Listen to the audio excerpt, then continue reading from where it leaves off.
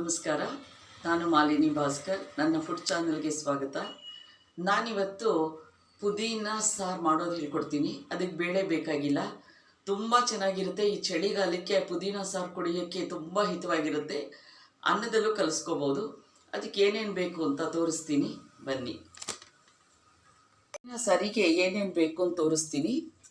2 ಹುಳಿ ಟೊಮೆಟೊ ಇಟ್ಕೊಂಡಿದ್ದೀನಿ.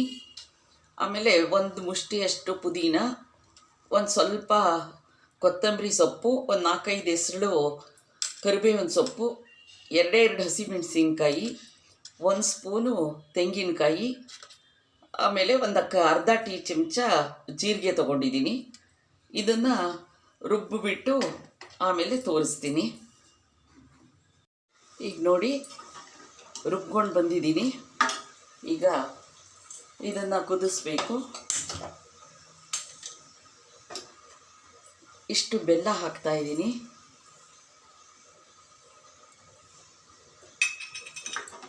ರುಚಿಗೆ ತಕ್ಕಷ್ಟು ಉಪ್ಪು ಹಾಕ್ತಾ ಇದ್ದೀನಿ. ಒಂದು ನೆಲ್ಲಿಕಾಯಿ ಗಾತ್ರದ್ದು ಹುಣಸೆ ಹಣ್ಣನ್ನು ನೆನೆಸಿಟ್ಕೊಂಡಿದ್ದೆ, ಅದರದ್ದು ರಸ ಹಾಕ್ತಾ ಇದ್ದೀನಿ.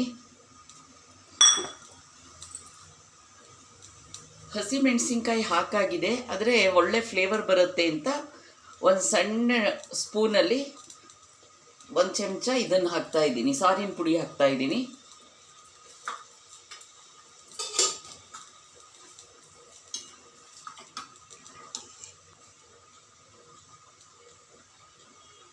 ಎಲ್ರಿಗೂ ಗೊತ್ತಿದೆ ಪುದೀನ ಹೊಟ್ಟೆಗೆ ಎಷ್ಟು ಒಳ್ಳೆಯದು ಅಂತ, ಜೀರ್ಣಕ್ರಿಯೆ ಎಲ್ಲದಕ್ಕೂ ಅಷ್ಟೇ. ಪುದೀನ ತುಂಬಾ ಇದನ್ನು ಕೊಡುತ್ತೆ, ರುಚಿ ಕೊಡುತ್ತೆ.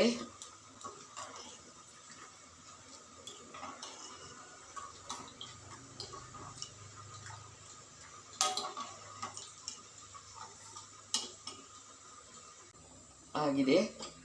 ಮಳೆಗಾಲ ಚಳಿಗಾಲಕ್ಕೆ ತುಂಬ ರುಚಿಕರವಾಗಿರುತ್ತೆ ಪುದೀನ ಸಾರು. ಮಾಡ್ಕೊಂಡ್ಬಿಟ್ಟು ನಂಗೆ ಫೀಡ್ಬ್ಯಾಕ್ ಕೊಡಿ.